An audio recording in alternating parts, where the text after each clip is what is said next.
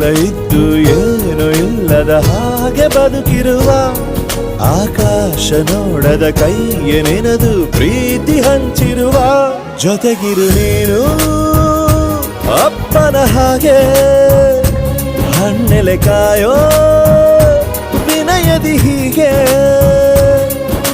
ನಿನ್ನನು ಪಡೆದ ನಾವು ಪುನೀತ ಬಾಳು ನಗು ನಗುತ್ತಾ ಬೊಂಬೆ ಹೇಳುತ್ತೈತೆ ಮತ್ತೆ ಹೇಳುತ್ತೈತೆ ನೀನೇ ರಾಜಕುಮಾರ.